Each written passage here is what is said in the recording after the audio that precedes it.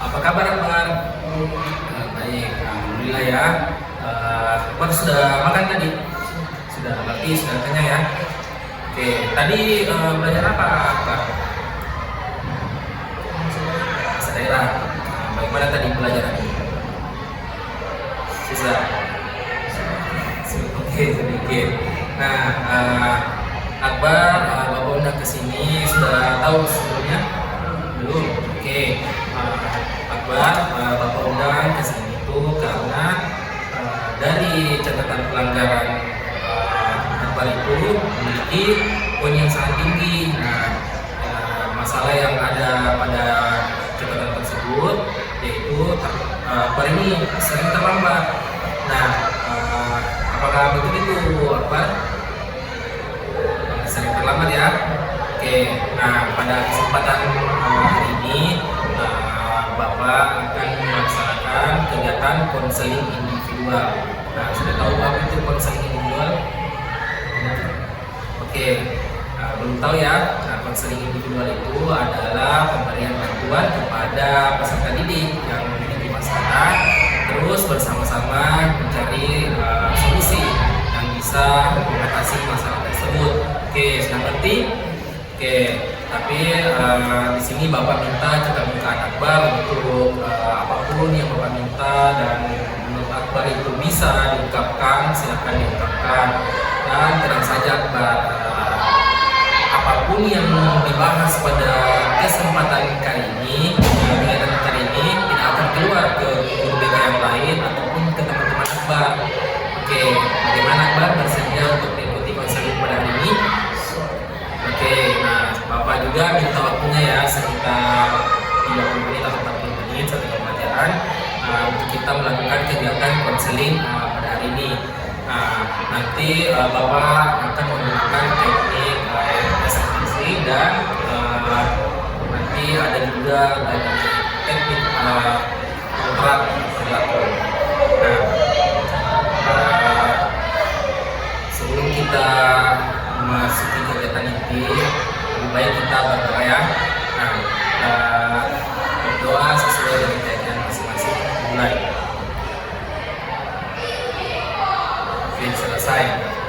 Nah, Akbar bisa diceritakan kenapa sering terlambat akhir-akhir ini, apa-apa saja yang dilakukan. Oke, silakan Akbar.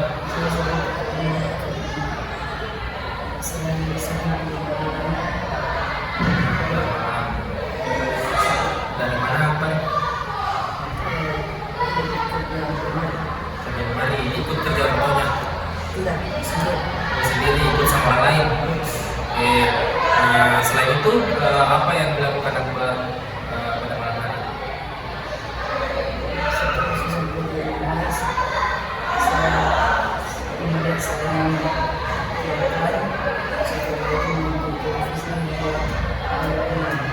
Sampai jam berapa biasanya nonton televisi? Jam setengah satu. Kalau tidurnya jam berapa?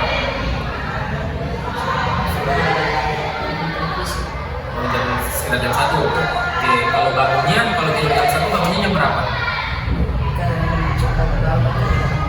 Oke, kadang cepat bangun. Dan kalau cepat bangunnya jam berapa? 6. Kalau lambat bangunnya? 7. Kalau masuk ke sini kan 7.15 sudah masuk, tapi 7.30 kan baru belajar. Oke, nah Bapak ingin kasih skala pressure dari oke. Nah, di sini ada skala pressure dari angka 1 sampai 10. Menurut Akbar ini kalau misalnya Akbar terlambat itu apa yang Akbar rasakan? Nah, kalau skala 1 itu tidak merasakan apa-apa, biasa saja. Kalau 10 itu berarti sangat mengganggu karena bisa terlambat pelajaran, bisa dimarahi guru. Oke, dari skala 1 sampai 10 kira-kira Akbar ada di mana? 10. Berarti Akbar ini merasa terganggu ya karena terlambat atau begadang sehingga terlambat. Jadi Akbar merasa sangat terganggu bisa saja dimarahi sama guru. Oke, nah karena Akbar merasa sangat terganggu karena kebiasaan Akbar yang terus tidur pada malam. Nah, kira-kira Bapak mau tanya, ada tidak kamu tidur dengan cepat, lalu kamu kemudian bangun cepat juga dan tidak terlambat ke sekolah? Ada waktu itu? Ada. Pada saat kapan itu? Pada Senin. Nah, kenapa Akbar tidak terlambat di situ?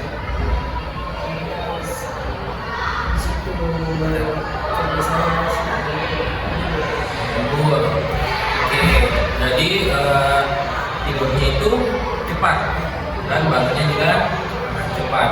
Nah, kalau misalnya ada tidak lagi waktu ketika Akbar kerja lemari atau begadang tapi bangun cepat? Ada. Ketika apa itu? Maksudnya ketika mungkin ada hal yang penting di hari itu, mau ujian jadi saya mau masuk tidak terlambat.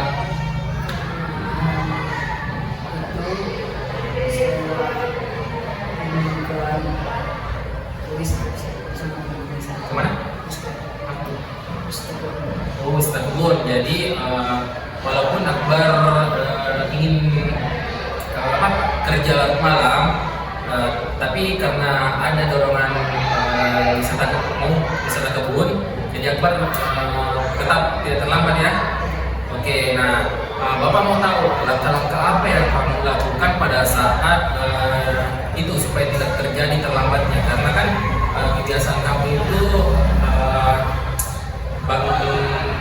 tidur dengan lambat, tapi bangunnya terlambat juga. Nah, apa yang kamu lakukan supaya tidak terlambat bangun?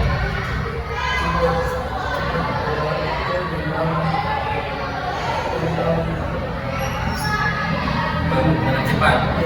Nah, cara bangunnya dengan cepat itu apa usahanya?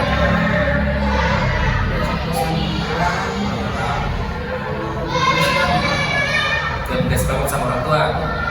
Oke, nah kalau misalnya itu terlambat tidak dikasih bangun, tapi tetap masih mau tidur, gitu. Berarti belum ada motivasi untuk ke sekolah ya. Nah, seperti tadi, walaupun tidur terlambat, tetapi bisa bangun cepat karena mau wisata kebun. Nah, di mana wisata kebun teman? Ada dua, ada di situ wisata kebun dua. Oke. Nah, kira-kira bagaimana perasaan kamu jika tidak terlambat? Tidak dimarahi guru, tidak dapat poin juga. Oke.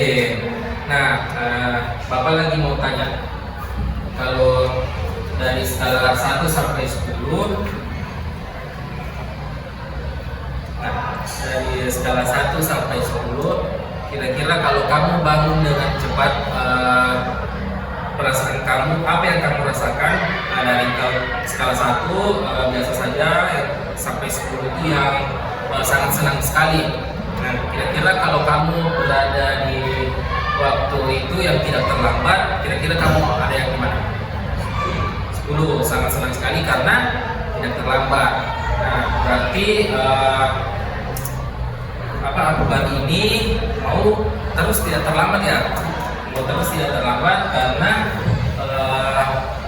Akbar ini selalu kerja malam ya, kerja malam setiap hari itu. Sudah hampir selesai, ada proyeknya. Oke, berarti akhir-akhir ini karena Akbar sering terlambat, dikarenakan begadang, kerja lemari sehingga pas pulang di rumah tidak langsung tidur, masih menonton. Nah, kira-kira apa yang Akbar ini lakukan supaya tidak terlambat lagi? Walaupun Akbar ini kerja malam, tidur. Oke, tidak nonton TV lagi ya. Oke, nah di sini Bapak ada video tentang bermanajemen waktu.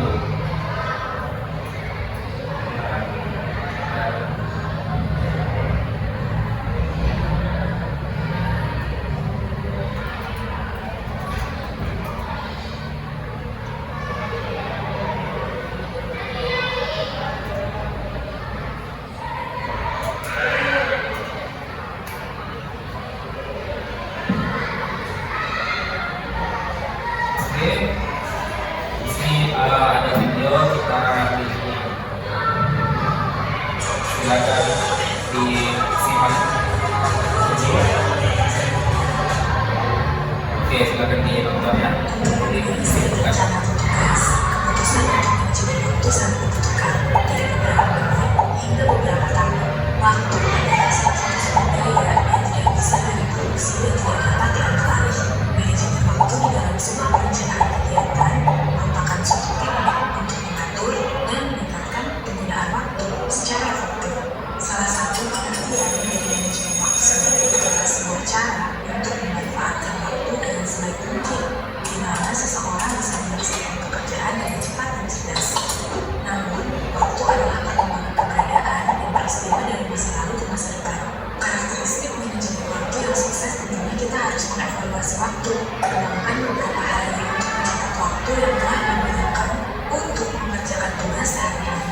Kemudian tandai aktivitas yang tidak termasuk dalam kategori tersebut. Meluangkan waktu di awal hari dan di malam hari setiap hari untuk membuat rencana dengan memprioritaskan tugas berdasarkan tujuan yang ingin dicapai. Jika ada proyek besar, bagi menjadi proyek-proyek kecil supaya tidak kewalahan. Bawalah kemanapun agenda atau jadwal agar tetap fokus dan tidak dengan hal-hal yang ingin dikerjakan. Belajarlah untuk mengatakan tidak dengan cara yang sesuai. Hal ini berlaku untuk pekerjaan atau aktivitas tambahan yang tidak sesuai dengan tujuan kamu. Bergabung dengan teman-teman hanya karena merasa tidak enak dapat menghabiskan waktu berharga kamu yang lebih baik digunakan untuk mengerjakan tugas-tugas penting. Istirahat dan juga beristirahat merupakan hal yang penting bagi setiap manusia. Buatlah jadwal untuk beristirahat dan menjadikan pikiran. Rencanakan olahraga yang teratur untuk dimasukkan ke dalam rutinitas harian akan membuat kamu supaya tetap sehat dan bugar. Kalau kita memanajemen waktu dengan baik, hal itu dapat membuat seseorang menjadi tepat waktu dan disiplin. Seseorang menjadi lebih rapi atau terorganisir, meningkatkan moral seseorang dan menjadi lebih percaya diri. Serta dapat mengurangi stres dan kecemasan. Tapi, seandainya kita mengabaikan hal tersebut, cuma dapat manajemen waktu yang baik, seperti pekerjaan, kurang tidur, kurang berenergi, tidak tepat waktu, terburu-buru dalam mengerjakan sesuatu, bahkan bekerja dan hidup yang tidak seimbang.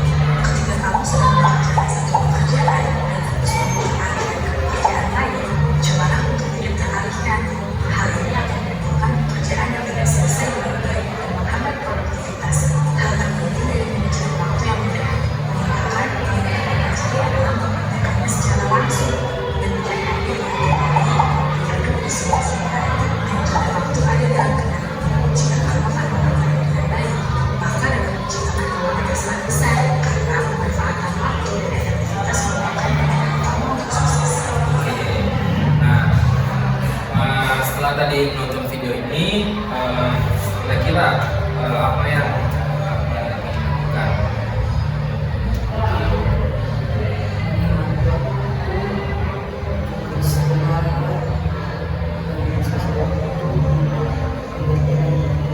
Oke, bagus sekali ada Pak ya.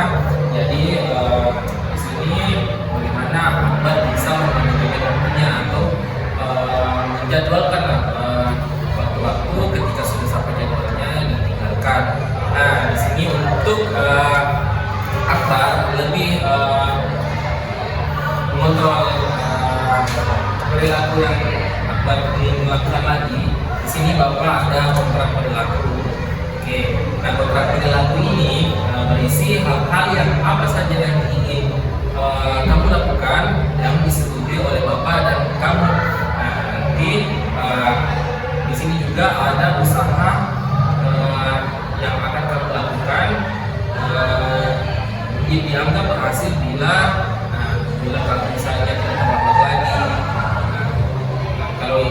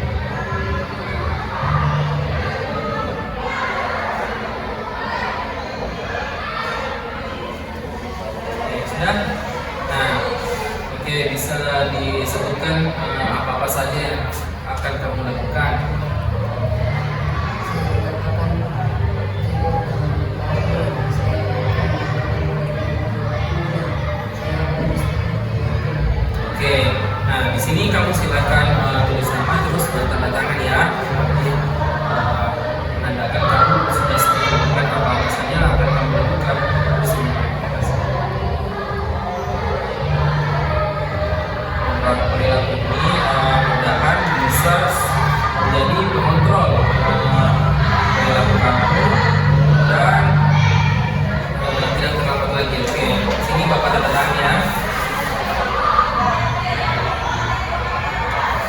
Oke, sini tidak ada kan unsur paksanya.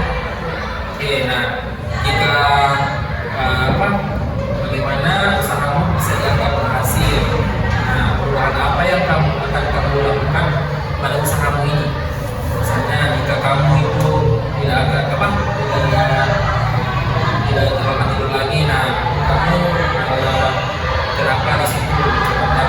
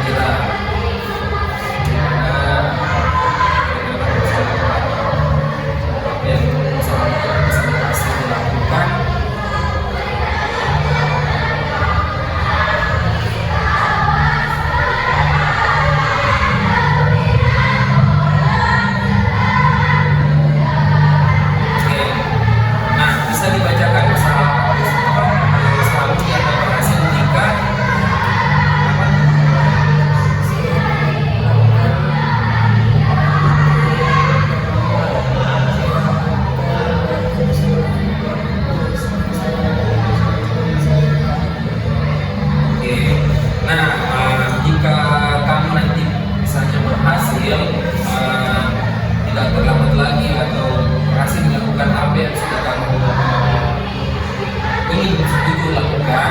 Kira-kira apa yang ingin kamu dapatkan nantinya jika sudah berhasil mengubah perilaku?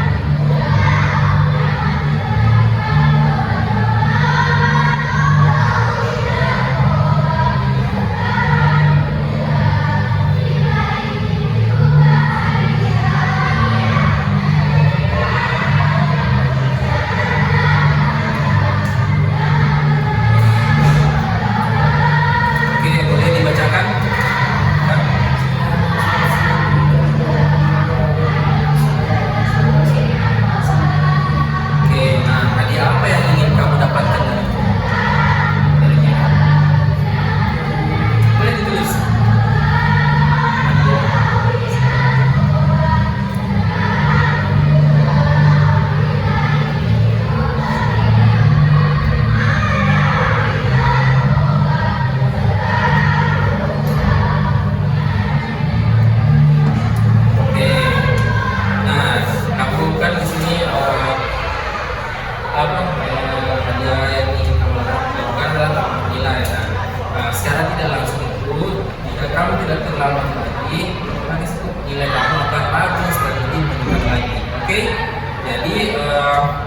Bisa kita lakukan ini apa? Oke, nah di sini, di sini tanggal berakhirnya kontrak, Bapak akan melihat mengevaluasi kamu selama kurang lebih sepekan ya, selama 1 minggu. Apabila kamu masih ada hari di mana kamu terlambat, nanti Bapak akan jadwalkan ulang, dan jika memang kamu sudah tidak terlambat lagi dalam kesembuhan itu, Bapak harap konseling ini berhasil ya. Oke, di sini Bapak tulis ya tanggal kontraknya sampai tanggal berapa ya? Tanggal berapa sih? 22. Oke, di tanggal 3 saya 3 Juni. 3 Juni 2024. Oke, Bapak di sini bertanda tangan ya. Nah, kamu juga bertanda tangan. Di sini kamu mengisi kontrak ini tanpa ada paksaan. Oke, silakan sama namanya.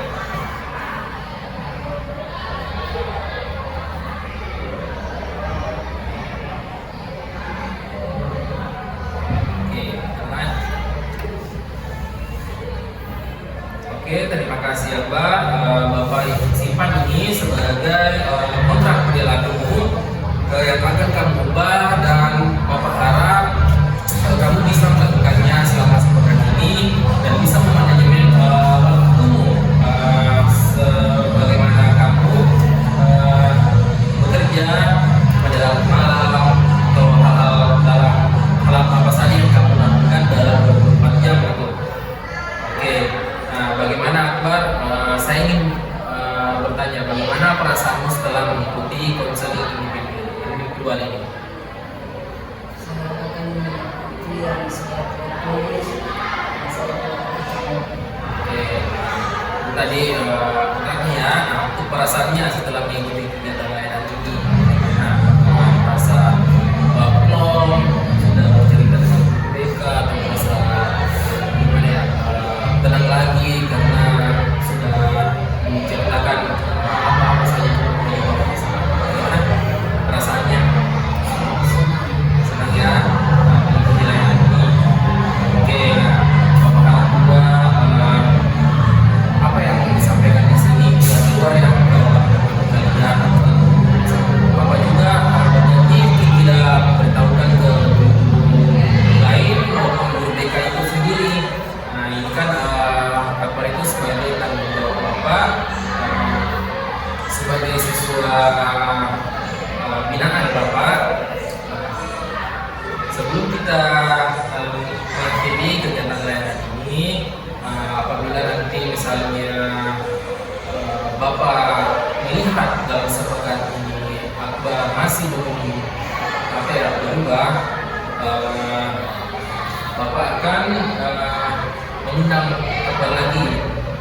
Bagaimana Mbak sudah mengundang lagi? Oke, Akbar kan di sini sudah ada kontraknya. Jadi Bapak juga bisa dilakukan ya mulai sekarang atau besok. Nanti kamu manajemen waktumu sehingga kamu bisa tidak terlambat lagi ke sekolah. Nah, kira-kira kesimpulan apa yang bisa diambil pada kegiatan layanan tersebut? Coba bisa disimpulkan pada kegiatan layanan tersebut.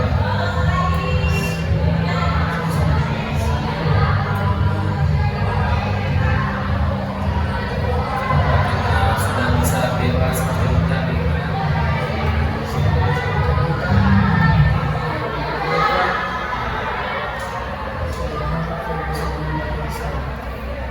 terima kasih Akbar sudah ada niat untuk mengubah perilaku terlambatnya. Nah, terima kasih. Setelah jam ini kamu belajar apa? Oke, nanti silakan kembali ke kelasnya. Terima kasih juga sudah memenuhi undangan Bapak untuk datang di ruangan ini untuk melakukan kegiatan konseling individual untuk membahas masalah kamu ya.